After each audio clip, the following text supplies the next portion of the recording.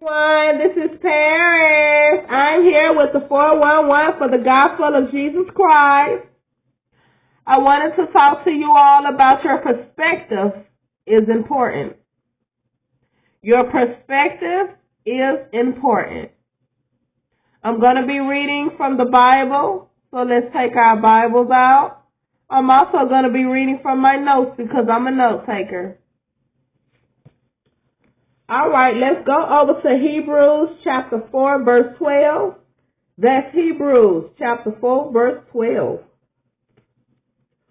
And it reads, "For the word of God is living and powerful, and sharper than any two-edged sword, piercing even to the division of soul and spirit, and of joints and marrow, and is a discerner of the thoughts and intents of the heart."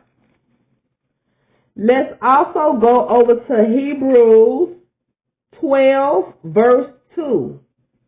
Hebrews 12, verse 2, and it reads, "Looking unto Jesus, the author and finisher of our faith, who for the joy that was set before him endured the cross, despising the shame, and has sat down at the right hand of the throne of God."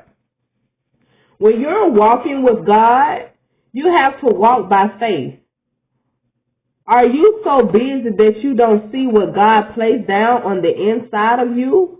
Or are you looking at other people and don't see what's good about yourself? If you believe, you just don't know how much power God would invest if you believe. God is not after the disease on the outside. He's after the disease on the inside.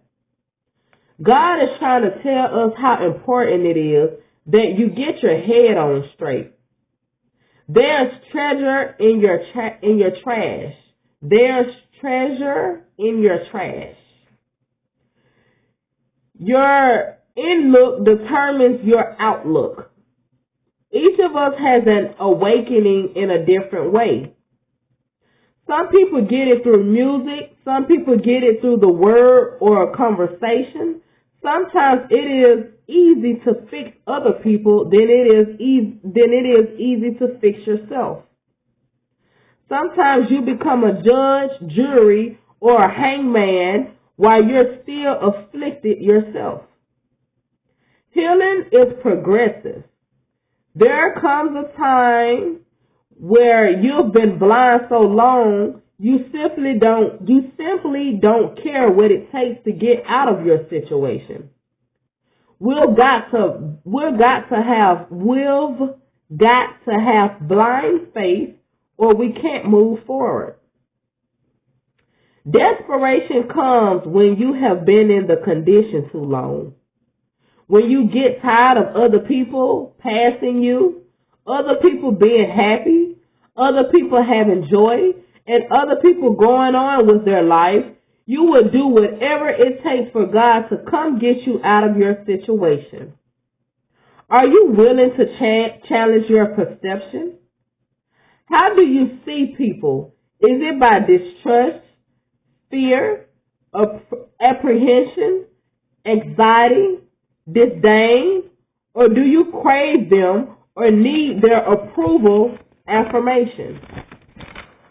However you see them tells you where you are in your recovery.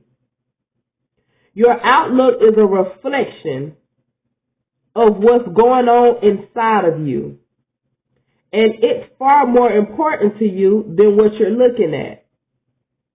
You could have a legitimate touch from God and still not have the right outlook. You could be saved and still not have it recovered. Sometimes we have to admit that one touch is not enough. Got to see people clearly. You've got to see people clearly. You have to discipline your perspective. The only way to change your life is to change your mindset. You have to pass the test of mediocrity.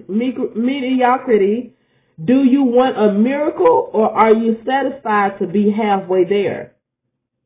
The only thing that is different between you and the person you admire is your perspective on life. Let's go over to 1 John 5:1-3.